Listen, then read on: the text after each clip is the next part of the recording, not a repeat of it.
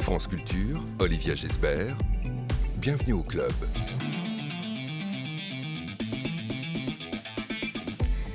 Bonjour à tous. Le club reçoit aujourd'hui la réalisatrice Claire Denis. Son premier film Chocolat, sorti en 1988, est à voir en ce moment sur arte.tv. Grand prix au Festival de Cannes l'an dernier. Son sensuel Stars at Noon sort en salle cette semaine, adapté d'un roman de Denis Johnson. Elle y raconte la rencontre et la liaison charnelle entre deux étrangers, une journaliste américaine, un homme d'affaires britannique pris au piège au Nicaragua. Margaret Qualley et Joe Alwyn illuminent l'écran littéralement. C'est une traque, une fuite, une passion dans la chaleur de l'Amérique centrale. Atmosphère.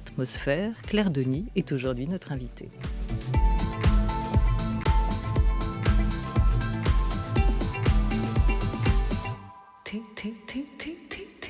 Une émission programmée par Henri Leblanc et préparée par Sacha Mattei avec Laura Dutèche-Pérez, Félicie Faugère à la réalisation, Florent Bujon à la technique. Stars at Noon. You're English. I am. Want to try gin with me? What brought you here? I wanted to know the exact dimensions of hell.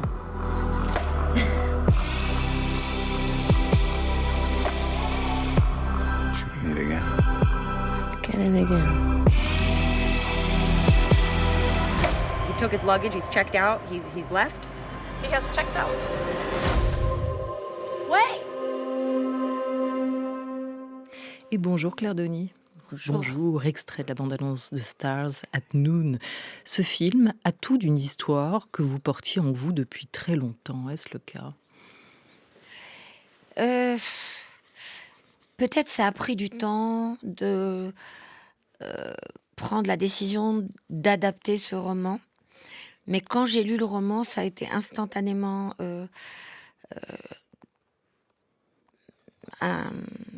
je ne vais pas dire un coup de foudre, mais un choc. Parce que le style de Denis Johnson, cette mélancolie, son goût pour décrire les solitaires, les exilés, ça me parlait beaucoup. Voilà. Après, le temps, il me l'a fallu pour comprendre comment j'allais faire. Voilà. Parce que le Nicaragua qu'il décrit n'existe plus aujourd'hui.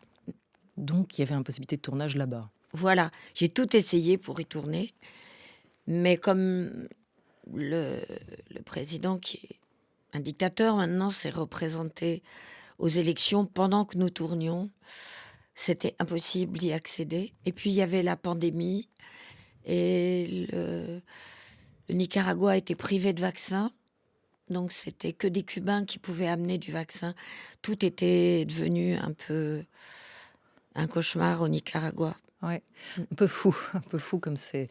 Et douloureux. Cette situation a entraîné aussi. C'est vrai que quand il a imaginé ce roman, cette nouvelle, Denis Johnson, il est dans le Nicaragua des années 80. On est en pleine guerre civile, oui. Celle qui a déchiré le pays. Ouais. Oui, il l'a imaginé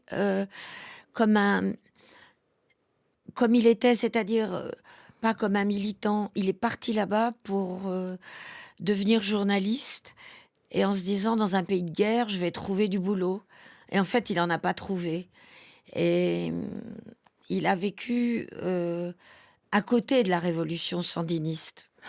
Et comme elle, il raconte probablement, ou il racontait des histoires que personne n'avait envie de lire. Voilà. Aussi, dans le reste du monde, des images de violence, de séquestration, de pendaison, de tout ce que cette guerre civile a aussi pu entraîner dans le pays. Résultat, vous transposez cette histoire dans un autre pays, qui est le Panama, mais tout en gardant cette idée du Nicaragua. Ah oui, c'est juste le tournage qui a changé.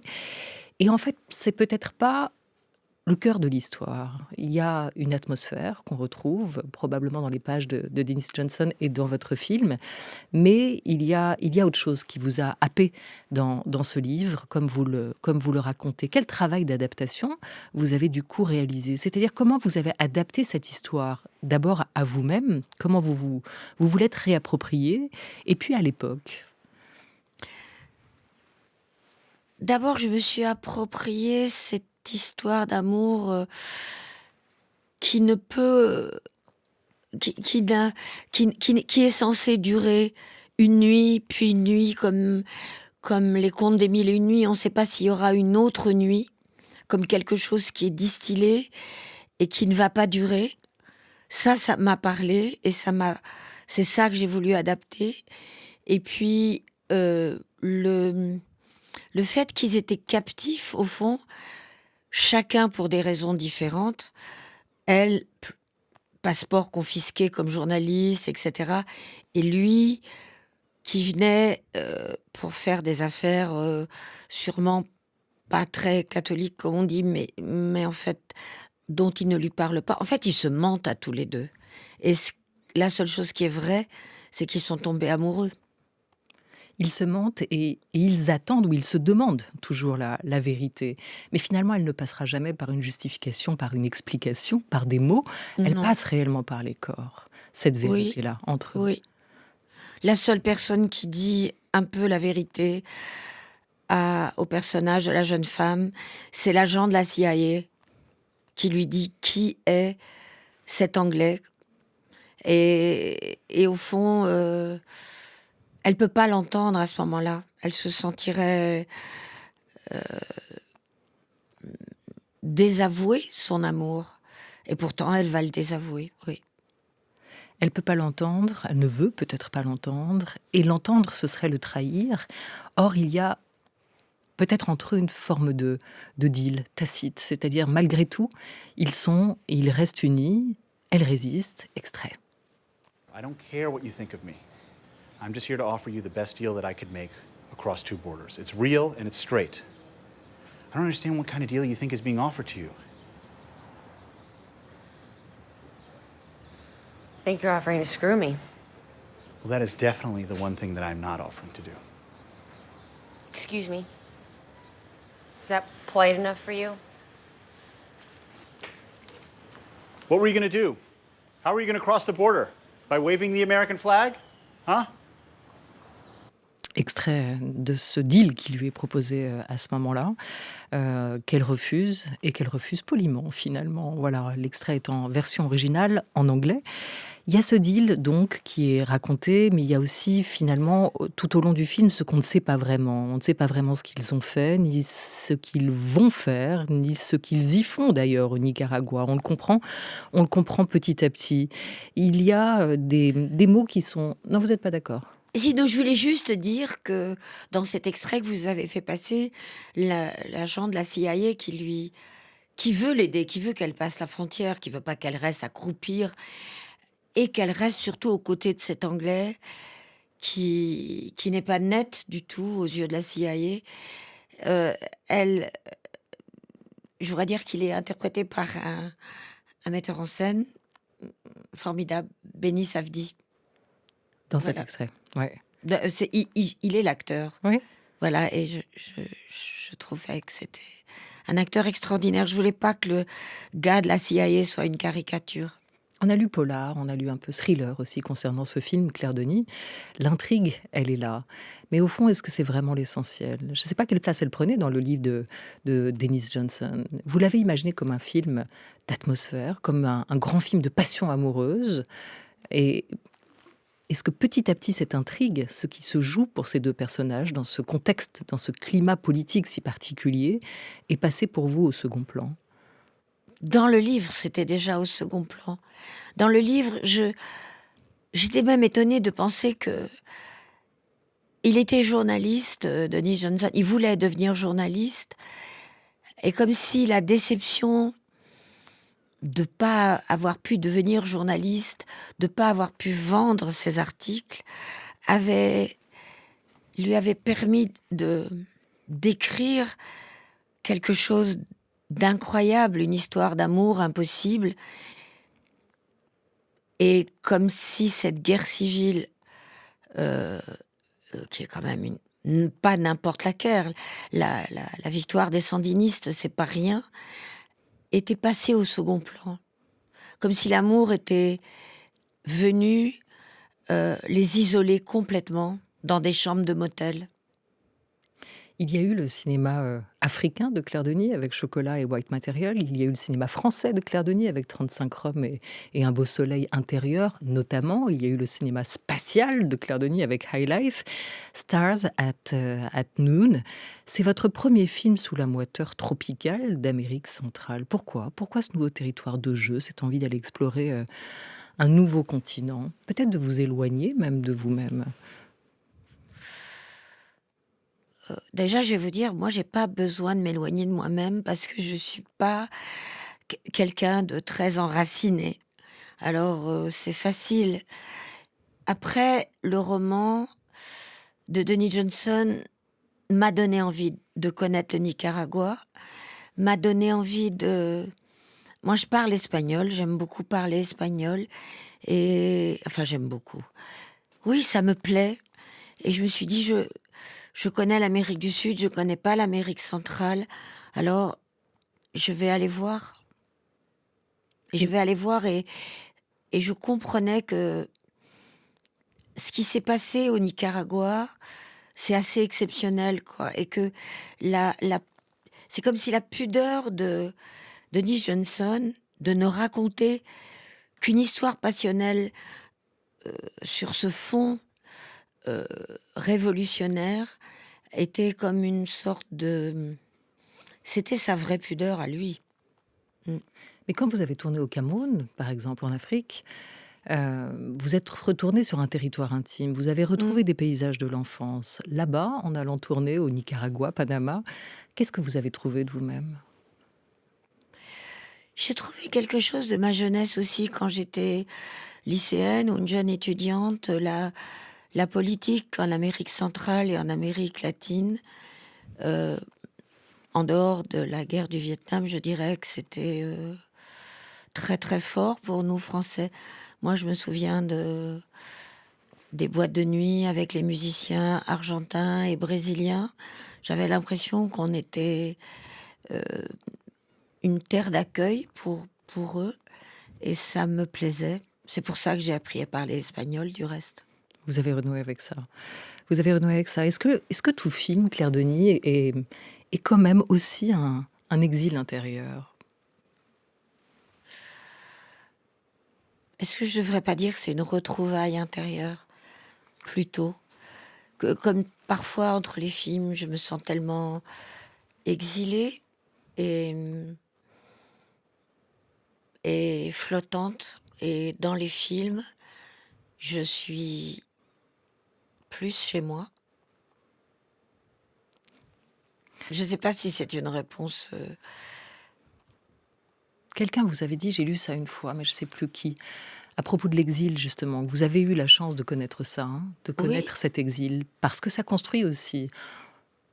Mais c'était pas de l'exil quand j'étais toute petite. On disait pas exil. Je vivais loin de mes grands-parents, loin de la France. C'est peut-être le retour en France qui en a été un. Voilà. Alors là, c'était vraiment l'exil, ouais. Là, ça l'était vraiment. Ta peau est si claire, c'est comme si j'avais été baisée par un nuage, une brume. Il y a des répliques complètement dingues aussi dans ce film, très très belles, qui racontent la passion amoureuse. Et c'est rare d'avoir des films qui sont aussi charnels, sensuels. Pas avec vous, parce que c'est vrai que la question du corps, des corps, de la peau est omniprésente dans votre cinéma. Vous incarnez vos histoires, vous les incarnez avec le corps de vos acteurs. Vous étiez, Claire Denis, notre prix cinéma consécration en 2018. Cette année, nous avons consacré la directrice de la photographie, Caroline Champetier. Elle nous parlait notamment du rapport à la lumière et puis du rapport au visage de l'acteur et à la peau. La peau, pour moi, est une chose miraculeuse qui, dans toutes les périodes argentiques, c'est-à-dire les grandes périodes Kodak et Fuji, mais particulièrement Kodak, a été rendue avec une précision extraordinaire. Et d'ailleurs, on voit encore des films argentiques et on est surpris par la qualité du rendu des peaux. Donc oui, à partir de ce moment où j'ai compris que c'était là que mais c'est aussi un rapport à l'acteur, une façon de s'approcher de l'acteur par la chose qu'on partage avec lui, qui est sa peau. C'est une drôle de chose, ça. J'ai le sentiment, Claire Denis, que vous auriez pu dire la même chose, que la peau est pour vous aussi une chose miraculeuse, ou le visage de l'acteur, que vous filmez magnifiquement bien. Là encore, dans ce film, il y a beaucoup de gros plans, on est très près d'eux, on est avec eux. Oui, la peau, c'est vrai, elle a raison, Caroline. Et en fait, la peau, c'est très mince. Et ça cache quelque chose de très mystérieux, on peut dire l'âme. Par exemple, Margaret Qualley, dans le film, elle a une peau mate. Et Joe Alwyn, il a une peau très pâle. Et je me souviens de scènes où je voyais Joe rougir. Je pense que la peau, c'est la petite frontière qu'il faut respecter et qui, en même temps, nous relie. Parce que moi aussi, j'ai une peau. Et ma peau, elle est sensible à la peau des autres. Après, je voudrais dire aussi que l'argentique a été elle a raison, Caroline, une chimie qui nous a fait découvrir la chimie de la peau et des corps. Et que pour ce film, Stars at Noon, j'avais pas les moyens d'avoir de la pellicule argentique, mais le chef opérateur, Éric Gauthier, avec qui j'ai travaillé, a choisi des très vieux objectifs des années 70 et qui redonnaient du grain à la peau, pas du grain comme une espèce de texture à la peau, voilà. Et je crois que c'est très important parce que c'est ça qui fait qu'on est en connecté. Connecté, oui, connecté, c'est un mot moche, mais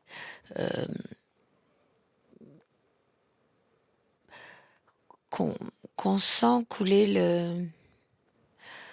le sang, la sueur, qu'on partage quelque chose de nos liquides aussi, de nos pores. Vous parlez aussi souvent du transfert qui s'opère entre vous, la cinéaste, la réalisatrice, derrière la caméra et vos acteurs. Ce besoin de créer cette relation presque intime avec eux. Et vous l'avez montré avec notamment Juliette Binoche, avec qui vous avez tourné Un beau soleil intérieur, magnifique, Juliette Binoche dans ce film. Là aussi, ce visage, cette peau, ce grain qui revient beaucoup, et ce sourire, cette manière dont elle peut irradier. Là, dans ce couple à l'écran, dans ce film, comment vous étiez où en fait, vous, la réalisatrice Claire Denis? Collée à eux, il y avait beaucoup de scènes dans des chambres de motel, dans des lieux petits. Quand je dis collée à eux, c'est pas collée comme une ventouse. C'est collée à eux, c'est-à-dire avec eux, quoi. Si il y a pas d'autre manière de manifester aux acteurs qu'on les aime assez pour être assez près pour ne pas juger. Moi, je déteste l'idée que je suis devant un écran assise pour regarder le jeu des comédiens.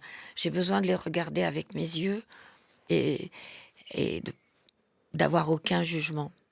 Voilà, ça c'est important pour moi. Et vous parliez de Juliette Binoche, et j'ai fait un autre film avec Juliette Binoche, qui s'appelle Avec amour et acharnement. Avec Vincent Lindon, avec Vincent. Votre dernier métrage. Et je crois que ce film, j'ai eu l'impression que Juliette m'ouvrait les bras, quoi. Je peux pas dire autrement. Vincent aussi, du reste. Voilà, et dans ce film, elle était animatrice radio, Juliette Binoche, dans Oui. votre film, Claire Oui. Denis. Et donc, elle donnait l'heure de temps en temps, ce que je vais faire. Il est midi D'accord. 21, on est en compagnie de la réalisatrice, cinéaste Claire Denis. Il y a autre chose de très important dans vos films, c'est la musique. On écoute un extrait de vos retrouvailles avec les Tindersticks.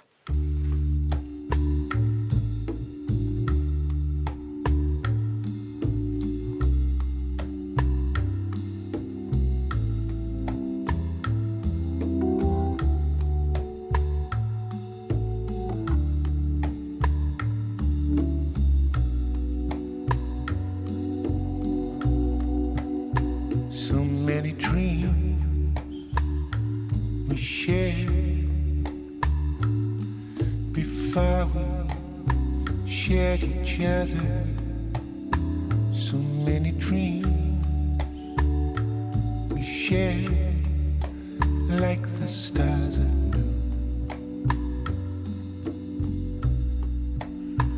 In the heat of the streets, in the rain that doesn't cool us, in the earth under our feet, under the stars at noon. And you said you've been there forever. Half close your eyes, see them for yourself.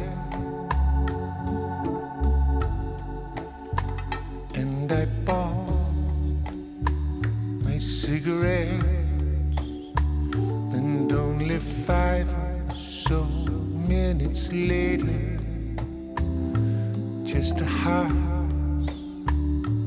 breath away under the stars at noon.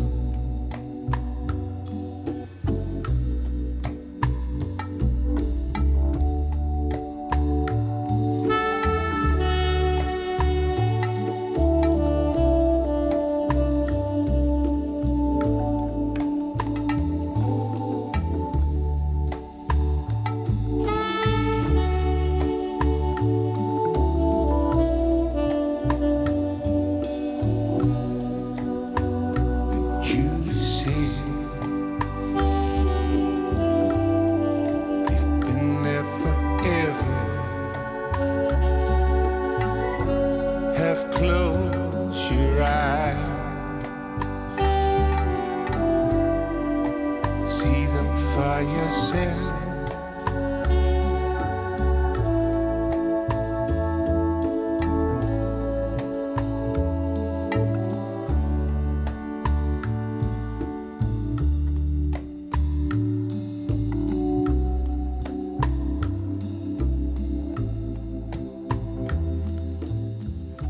J'ai parlé de retrouvailles, mais en réalité, vous ne vous êtes jamais quitté avec les Britanniques de Tindersticks et notamment Stuart Staples, qui est toujours près de vous, proche de vous, d'un film à l'autre, Claire Denis. C'est vrai que votre vie, votre filmographie est une affaire de fidélité avec vos acteurs. On parlait de Juliette Binoche, avec vos équipes techniques. On parlait tout à l'heure d'Éric Gauthier, qui était le chef-op sur ce film. Et il y a bien sûr Agnès Godard, qui a été et qui reste l'une de vos compagnies principales tout au long de vos films. Il est 12h25, on est pour quelques minutes encore en compagnie de Claire Denis. France Culture, bienvenue au club. Olivia Gesbert. J'aimerais en revenir au début, justement, au chemin parcouru depuis Chocolat en 1988, parce que Chocolat est à voir sur arte.tv en ce moment. Et c'est un récit semi-autobiographique, ce film, celui d'une jeune femme qui, comme vous, avec ce film revenait sur les territoires de son enfance. C'est un film, là encore, politique sans l'être, comme vous le disiez d'ailleurs pour Stars at Noon. C'est un film aussi sur le frottement des corps. Il y a cette beauté-là. Quel est pour vous le chemin parcouru depuis Chocolat? Nous, on a l'impression qu'il y en a eu du chemin et qu'en même temps, c'est toujours la même Claire Denis qui est là. Oui, probablement. Moi, vous savez, je vois pas tellement les espaces entre les films, parce que c'est des espaces soit où j'écris un scénario, c'est quand même dans les films que je vis le mieux.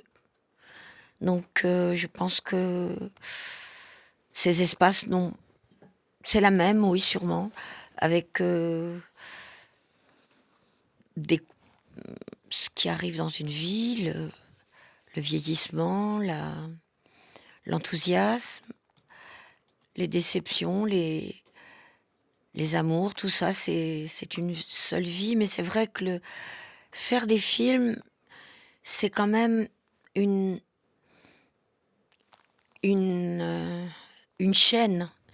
c'est comme si chaque maillon reliait ma vie et en faisait une vie unique. On prend des coups dans une vie, on endurcit sa carapace, on a des succès aussi, mais comme vous le dites, peut-être qu'au fond, ce chocolat aujourd'hui, si vous le regardez, ce film, si vous l'avez revu, vous revoyez vos films Oui, parce que je l'ai Ouais. réétalonné, oui. et vous Oui, l'avez oui. trouvé imparfait? Oh ben, bien sûr, mais ça n'a pas d'importance, vous voyez, toutes ces années après. Je veux dire, bien sûr qu'il est imparfait. Après, j'étais touchée de revoir Isaac, de revoir Julia, de revoir ces paysages du Cameroun. Donc, l'imperfection, je m'en fiche au fond. Oui, c'est des traces. C'est-à-dire? Bah, c'est-à-dire, je peux pas le refaire, le film. Et la petite fille qui joue dans le film, aujourd'hui, elle vit en France, dans le Forez. Elle est mère de famille, elle est vétérinaire, elle a un cercle hippique et on s'envoie des petits messages. Et c'est une femme. C'est une vie, voilà. Donc au moins, ça peut pas se... j'ai pas... Ce n'est que bien. Que bien. Et Isaac, c'est toujours un compagnon de route, oui. Agnès, tout ça, oui, bien sûr. Et le Cameroun. Merci beaucoup, Claire Denis. Merci à vous d'avoir été avec nous. Stars at Noon, votre nouveau long consacré l'an passé au Festival de Cannes d'un Grand Prix, sort en salle ce mercredi. Merci beaucoup.